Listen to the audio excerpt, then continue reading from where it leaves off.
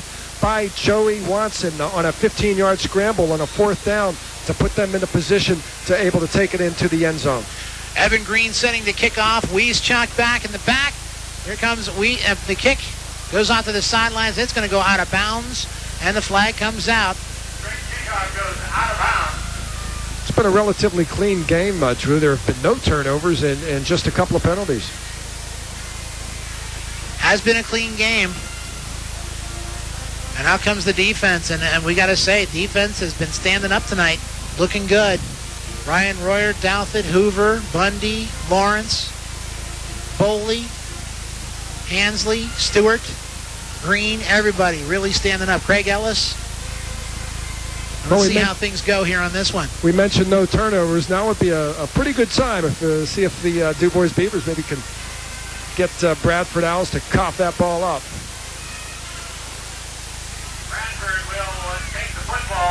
Bradford will take the football at their 35-yard line because of the kick going out of bounds. So it is for 1st and 10 once again for Bradford.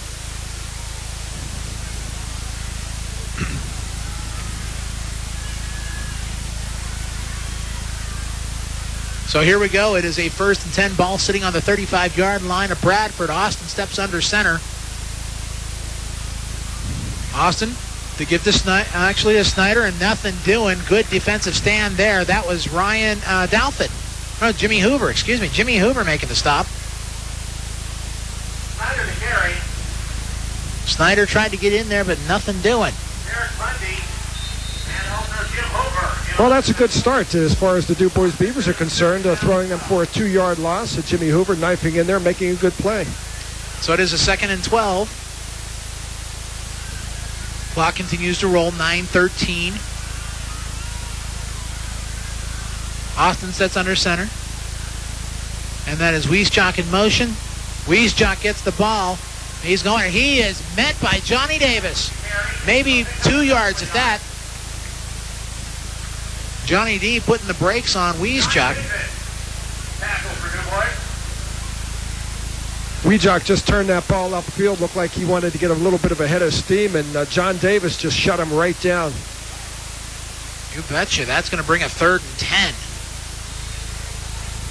3rd and 10, ball sitting on the 35-yard line.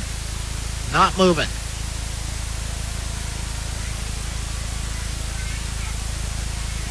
As the Bradford offense steps up to the line. They do have one receiver here to the near side, Kleinfelter. And that is O'Toole in motion. The give is to O'Toole. He steps over a tackle or two, comes across to the 40, maybe to the 45-yard line. So he is close to that 1st down. He will pick up the 1st down. Great second effort by Aaron O'Toole. Looked like they had him stopped after about a 4-yard gain, but he was able to shake loose from the tackler. Couldn't see who it was, and to pick up the additional yardage needed for the 1st down and keep this drive alive for the Bradford Owls. Interesting thing here as they move the chains. Ball's going to sit on the 46-yard line.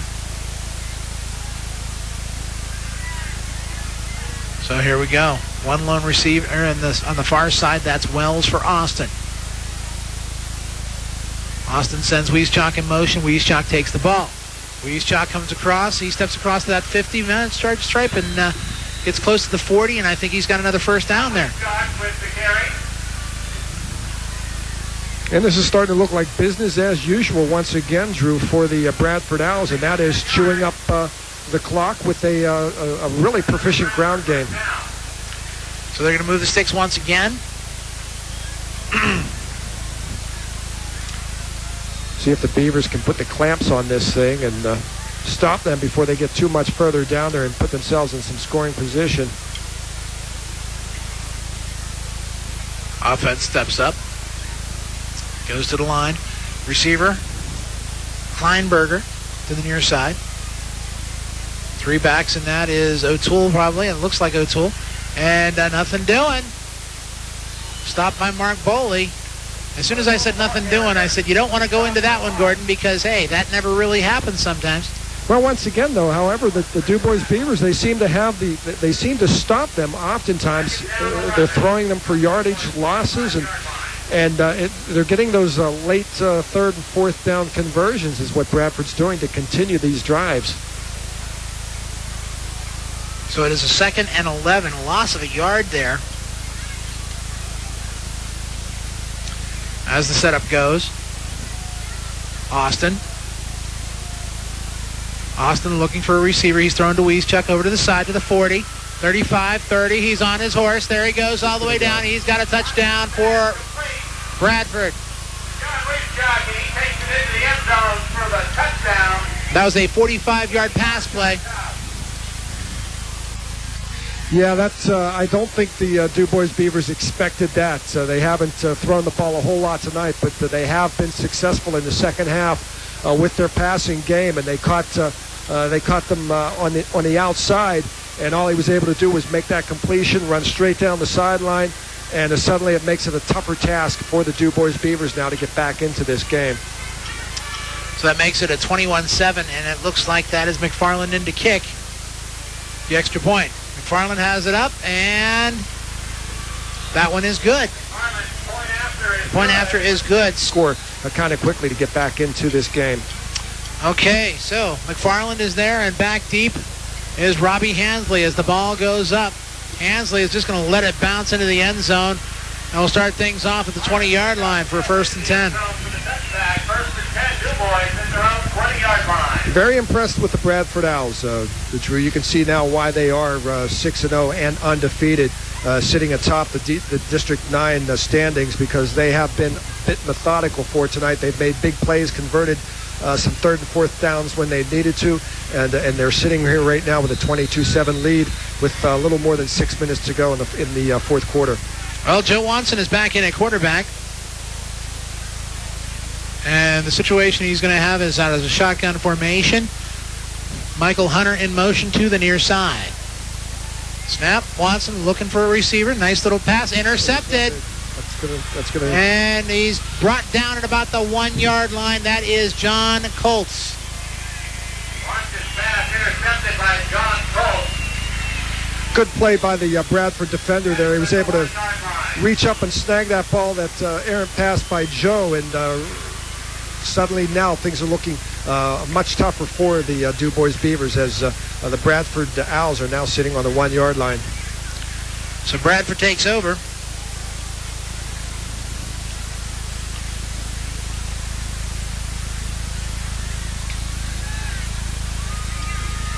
And here comes Austin.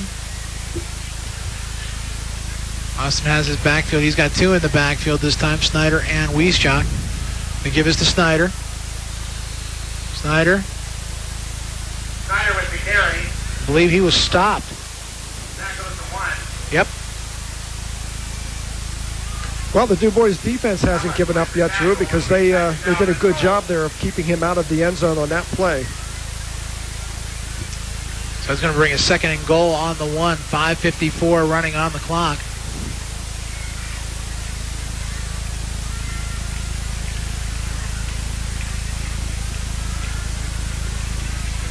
Austin sets out. He's got Wells to the far side. Austin under center. Sends Wieszczuk in motion. I do believe Snyder breaks through. Snyder breaks through for another touchdown at the 1-yard line. So 1-yard run with 5 minutes and 30 seconds left. We were talking about clean game, Drew, no turnovers, and this first turnover of the game was committed by the Dubois Beavers, and it turned out to be a big score for the Bradford Owls. That pretty much ices the game away for them. So McFarland will come in for the extra point. It is now a 28-7 lead for Bradford. Of course, the Monday Night Football game where they scored 21 points with 3 minutes to go to the Indianapolis Colts, so you never know. That's true. Kick is up, and the kick is good. So with 5 minutes and 30 seconds left, it is now a 29-7 game in the fourth. Let's take a 30-second timeout on the Q Sports Network.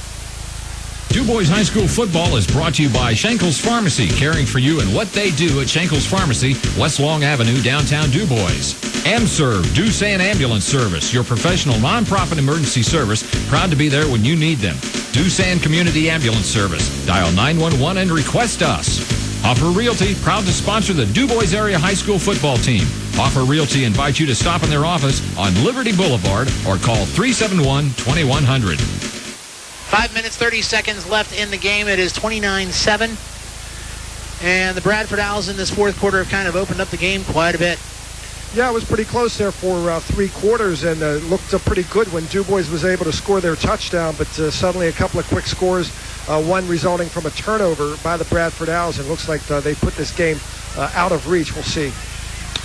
McFarland set to kick it off. Back deep is Robbie Hansley and Ryan Little. Kick goes up. See what Hansley does. Hansley takes it at about the 5, and he gives it to Charlie Hart. Charlie Hart comes across to about the 15, maybe to the 20-yard line. Tried a little trickery there, Drew, but didn't result to a whole lot as the Dubois Beavers take over on offense.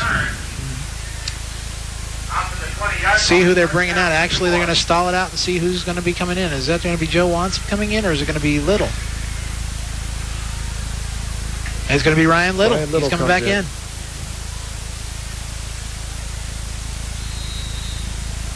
So let's see what happens. Ball sitting on the 20-yard line of Dubois. 5 minutes, 22 seconds left in the game. Pisner out to the near side.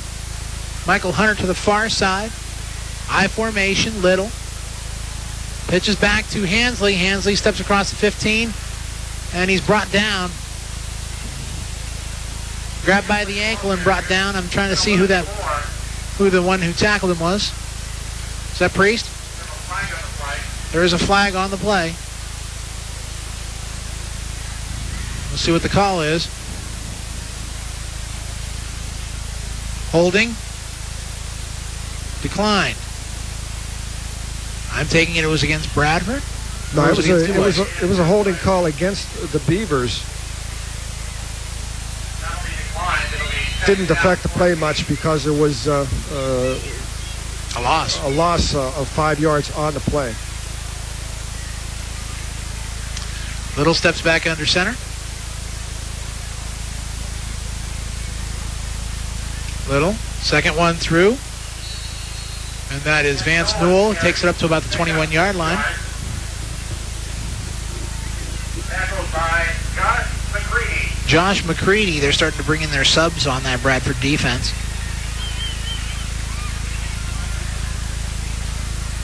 Robbie Hansley now checking in to give a play to Ryan Little. Third down and 8 for Dubois. So it is a 3rd and 8. Ball sitting on the 22 of Dubois with 4 minutes and 30 seconds remaining in the game. Little with an I formation behind him. For a second one through, and that is Robbie Hansley. Hansley nowhere to go, really.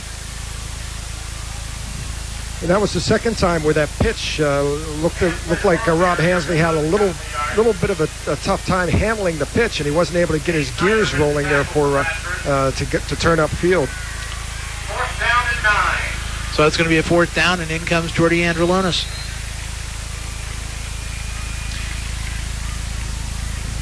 And Weejock is back at the midfield stripe. So he is given some respect. It's a fake. They're faking. Fake, nice catch. Across the 40 to the midfield stripe, and it is a great, successful one. Nice pass to Johnny Davis. I didn't see who made the pass. Generally what happens is you'll see Robbie Hansley line up as the guarding back for the punter.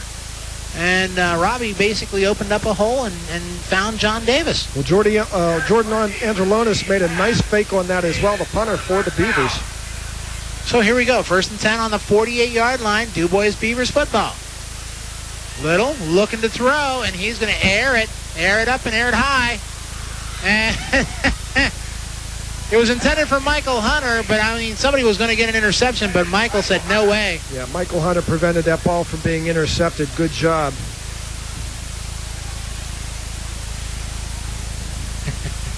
He had to play defense there. Yeah, he sure did. Actually, when it went a little bit past him and he knew that interception was going, he just nailed that defensive player. No go. Nothing wrong with that, though, is the Beavers just trying to make a big play. That's right. 2nd and 10. Got Pisner to the near side. Michael Hunter to the far side. I formation. Little gives it to Hansley on a delay. 40, 35, and he slips out of bounds at about the 33-yard line. So Robbie gets the ball moving, and it is another Dubois first down. Yeah, nice pickup by Robbie. About 16 yards. He was able to get out of bounds and kill the clock as well. But the Dubois Beavers have not given up, even though the score looks like it's insurmountable at this point. Pro set behind Little. Little looks, takes a couple steps back, and he finds Pisner. Pisner across 25 to the 22-yard line. So he's got another Dubois first down.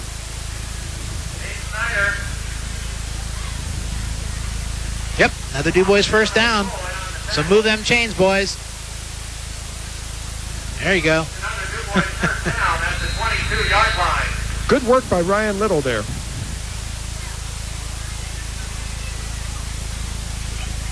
Notice Little is kind of aggressive in that pocket, that's for sure.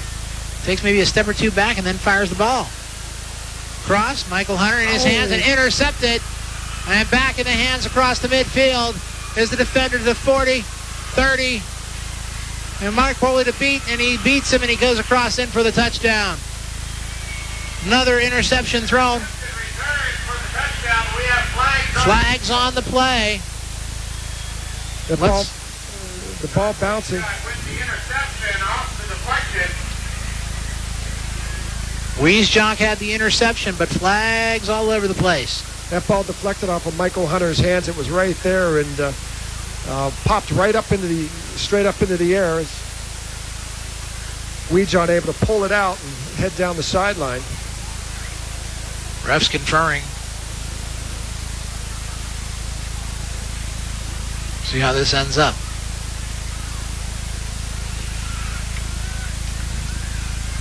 Well, no doubt, I guess, Drew, that any infraction occurred on the return of Yep.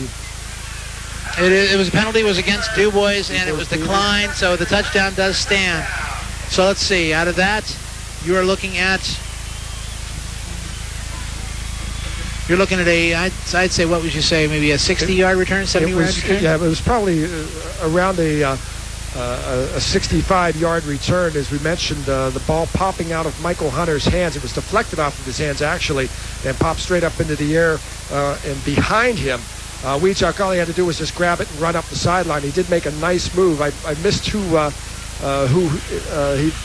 he made the move on at about the 15-yard line. He had a deke on Mark Boley. On Mark Boley, and then able to walk it into the end zone. But, boy, tough play for Ryan Little. He did put the ball there, and a tough play for the Dubois Beavers.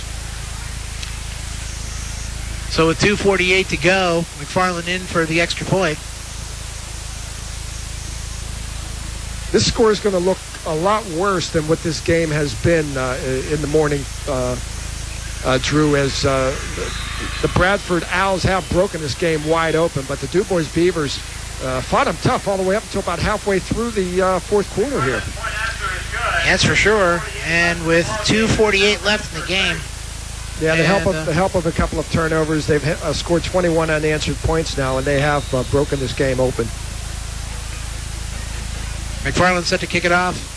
Robbie Hansley back deep. Kickoff's going to wobble over a little bit, and I believe that is Ryan Courtwright, who pushes his way down to the 35-yard line. There's some shoving on going down there, a little frustration on the part of the Beavers.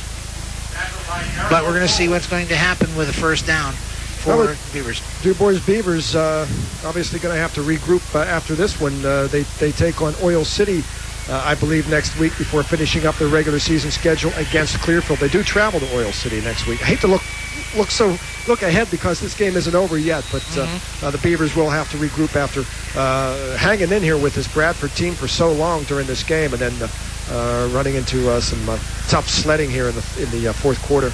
Seeing more sophomores come in. Tony Wells and Brian Stubbe are in at wide receiver for Dubois. First and 10. Little's trying to see if he can air it out. He's looking for daylight. He's going to take it himself, and he gets drilled at about the 37-yard line.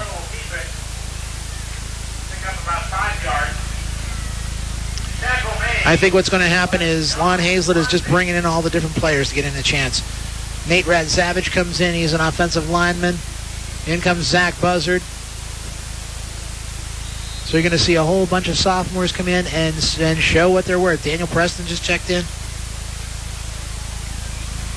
So here we go. 2nd and 5 on the 38. Little the pitch back. That's Hansley. Hansley steps across to the 40. Hansley stopped at the 40-yard line. Tackle made by number 21. That's Josh Holleran making the stop for Bradford. Yeoman's work for Rob Hansley tonight on both sides of the ball. And he gets a much-deserved breather as he comes to the sideline. You're seeing more and more of the younger players coming in, getting some chances. Corey Hartman just checking in as well. 3rd and 2 on the 42-yard line. I formation for Little. Little's going to give it to his second man through. He comes across and looks like that's good for a first down, perhaps. Vance Newell with the carry as they move the sticks down.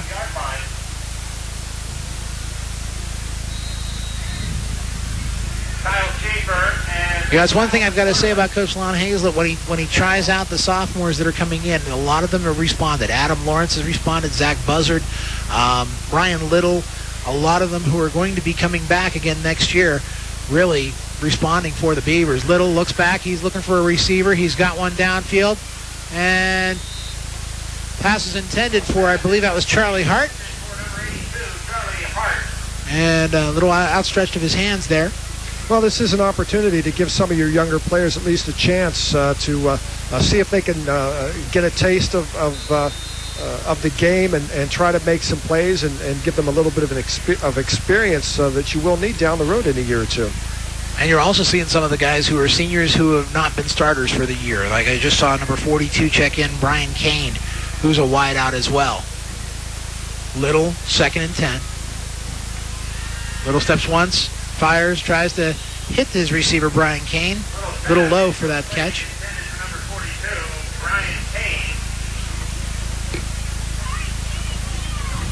Well, there's under a minute yet to left in this contest tonight as the Bradford Owls will go 7-0, remain undefeated. They're taking D9 title tonight. They'll be taking the D9 title tonight, and they'll lock it up themselves. And a good season for the Bradford Owls. Can't take anything away. Nice, strong running game. Little steps behind center on a 3rd and 10. He decides to hand it to his back, and that's Newell. Vance Newell comes across to midfield. And everybody swarms around him. But I think also, too, that Bradford, in a way, also has to respect this young Dubois Beavers team. And a lot of these guys coming back next year are going to have their eyes locked on quite a few people on this team. It was a good it was a good job by the Dubois Beavers. We mentioned it. It was 15-7 early in the 4th quarter. The Bradford, with the help of a couple of key turnovers that they did capitalize on, breaking this game open. But the Beavers hung in there with them for most of this game. 4th and 4. Handoff to Vance Newell. Vance almost goes into the ref, takes across, he gets a first down. What a terrific run by Vance Newell there, though, to move the sticks. He just punching through there and taking on anybody on the Bradford defense to try to hit him. He just went straight down and took them on and broke a tackle for the last play of this game. Good work by Vance. That's it. That's the end of the game. And the final score from E.J. Mansell Stadium, 36-7. Bradford wins. They are the D9 champions.